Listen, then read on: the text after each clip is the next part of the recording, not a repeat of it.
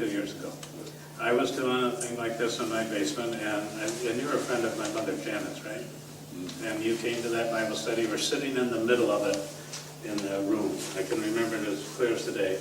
And this guy stands up, and I'm teaching on healing. He asked some, I thought, kind of hostile questions about healing, which I tried the best I could handle it. And then he wanted to know about healing of cancer, and I went, oh boy.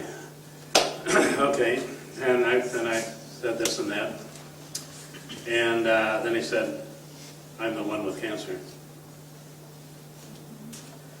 I went, oh, okay, this is a good case. I'm glad we're not in office hours, because this would really screw up the people. I'll be waiting forever on this one. And so I can remember exactly what I said. I said, if the same spirit that raised Christ from the dead dwells in you, it will quicken your mortal immune system. If I remember correctly, you had a couple radiation treatments for this cancer node in your neck. Am I correct on that? Yeah, it was right here. On the left side. And I had looked a few years ago and contacted David to find out if I could see the pathology report. I didn't see the histology slides myself, but the pathology report said an undifferentiated, highly malignant cancer. You can tell by looking at cells that they have a lot of mitotic activity in them. Origin unknown. So if I'm correct again, David, you took a couple radiation treatments, but it made you kind of sick or something, didn't there? Well, they burnt my throat up really bad because they had to hit me with extra radiation. Yeah. So you had 2 treatments, did you, or more? I had more than that, but I was supposed to take 35. Oh, Peter yeah. in the cancer clinic. Excuse me, okay, but, so you're supposed to take 35 treatments, but you took a few. I took 12 and went in for the 13th and told the doctor I couldn't even swallow my saliva because my throat was burnt so bad. And so he looked and he was amazed at how bad it was burnt. So he sent me back to the ear, nose, and throat specialist. And he looked and showed it to my wife, and my son was there with us. And so they took me off the treatments for a week. And while I was off the treatment, the Lord spoke to me through a man in the Muskegon Correction Facility, a prisoner, that was filled with the Holy Spirit and was praying in the Spirit, that the reason why I was having so much problem is because God had already healed me. And I was they were burning up my body for no reason at all. So I told the doctor there at the clinic that I wasn't going to take any more treatments.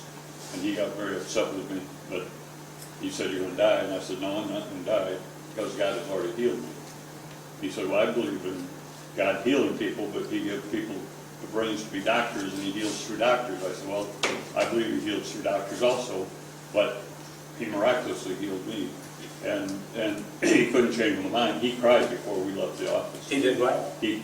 Tears were coming down his cheeks because he knew I was going to die. And I knew I wasn't going to. But that's how God just confirmed it that much to me. And I said, well, I'll come back every month like you would expect me to at the end of the 35 treatments, just to prove to you that I am healed. And so I did that for the first year. Every month I'd come back.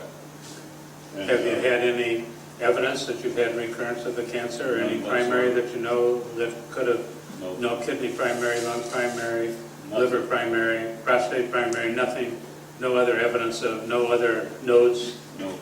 Matter of fact, just last year I was turned 72 years old. I started training, and I'm running triathlons. Wow.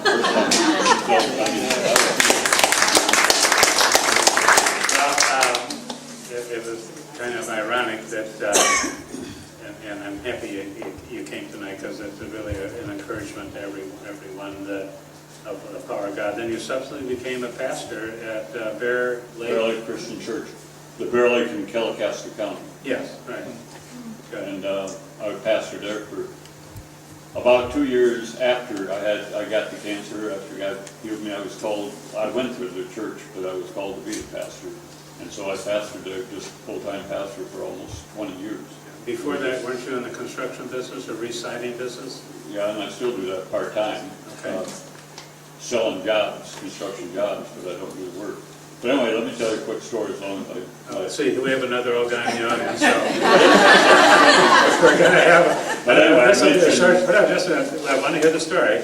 Go ahead.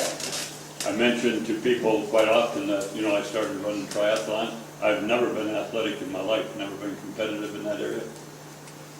And I've run 4 of them, so. But, and I tell people, because they think it's really something to do this at my age. And I said, and I just run one in Interlaken, July 10th, with 2 of my sons. And the first time in my life I ever won a trophy, and I won the second place trophy. So when I tell people that, they really think that's amazing. But an advantage of being 73 years old now is the fact that in my category, there was only 2 guys.